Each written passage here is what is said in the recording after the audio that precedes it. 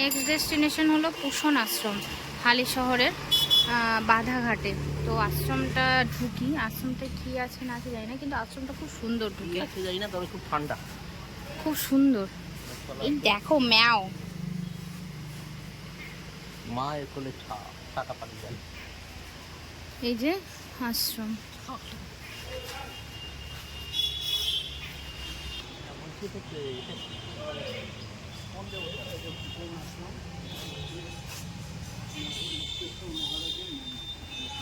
মহারাজের মূর্তি ওখানে আছে, আর মাটির ঘরে এখানে আছে আপনার গোপাল আছে, নারায়ণ আছে, রাম সীতা লক্ষ্মণ নাথ মন্দির আছে, চারিটা নাথ মন্দির আছে।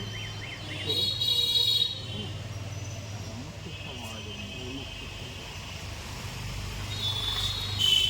আর মন্দির মুক্তেশ্বর মহারাজের। আচ্ছা আচ্ছা, চলো বলি না কথা করেছি। আগে আশ্রমটা ঘুরে নিই, তারপরে তোমাদের ওনাকেও দেখাচ্ছি, মুক্তেশ্বর মহারাজকে দেখাচ্ছি। আশ্রমটা খুব সুন্দর। হালিশহর আসলে অন্য জায়গাগুলো যেমন ঘুরবে, এখানটাও আসতে পারো। খুব সুন্দর ঠান্ডা পরিবেশ,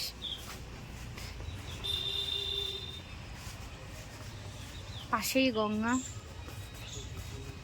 অবশ্য এখানে যে কোনো যেখানেই যাই সেখানেই গঙ্গা পাবোই। আর এই যে এইটা হচ্ছে নাট মন্দির, এটা পেছন দিকটা, আমরা সামনের দিকটা দিয়ে উঠবো, তোমাদেরকে দেখালাম। হ্যাঁ, আশ্রমটা খুব সুন্দর, ঠান্ডা, হ্যাঁ না? পরিবেশটা কি সুন্দর না? শান্ত, চুপচাপ।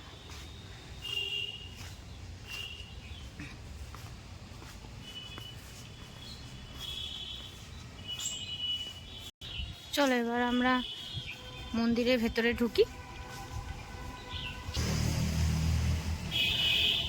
আমরা মন্দিরের ভেতরে ঢুকছি। এটা কিন্তু মাটির, এই যে মুক্তেশ্বর মহারাজের ছবি।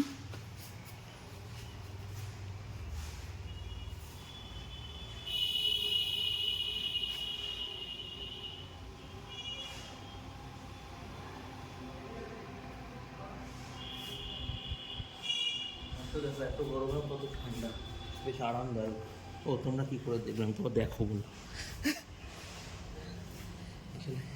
এটা একটা আশ্রম, কিন্তু মানে আশ্রমটা নতুনই হয়েছে, খুব বেশি পুরনো হবে না।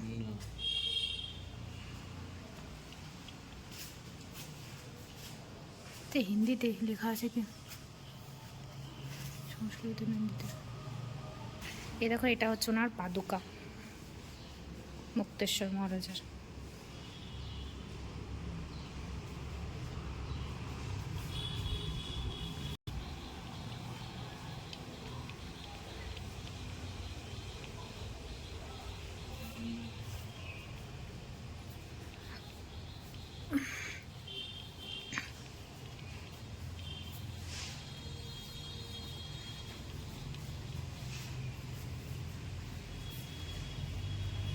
আচ্ছা, আমাদের পুষণ আশ্রম ঘোরা শেষ।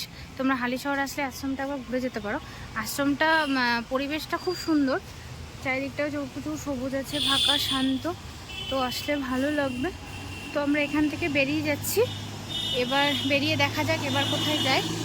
তো যাই হোক, তোমাদের ভিডিওটা ভালো লাগলে লাইক, কমেন্ট, শেয়ার, সাবস্ক্রাইব করো, আর এসে ঘুরে যেও, কারণ আশ্রমটা সত্যিই খুব সুন্দর, সত্যিই খুব ভালো লাগবে। যাদের শান্ত পরিবেশ পছন্দ না, তাদের খুব ভালো লাগবে।